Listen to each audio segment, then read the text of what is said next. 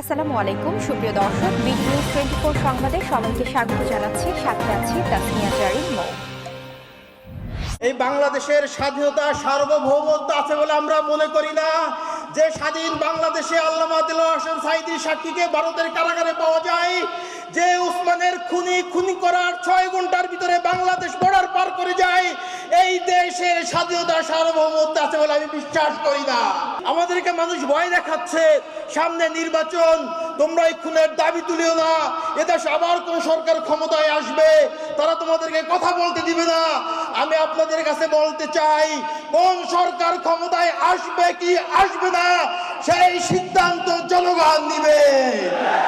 যদি আপনারাই কোন সরকার ক্ষমতায় আসবে আওয়ামী লীগের মডেলে নির্বাচন করে আবার আধিপত্যবাদীদের ক্ষমতায় আনতে দেন, এর জন্য আপনারাই দায়ী থাকবেন। ওসমান হাদির আদর্শকে আপনারা বাংলাদেশের 56,000 বর্গ মাইলে পৌঁছে দিবেন।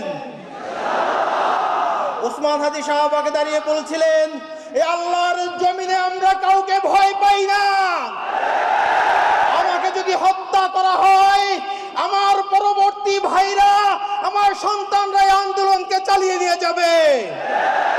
আধিপত্যবাদের বিরুদ্ধে আমাদের লড়াই চলবে, বাংলাদেশের ইনসাফ প্রতিষ্ঠার জন্য আমাদের লড়াই চলবে।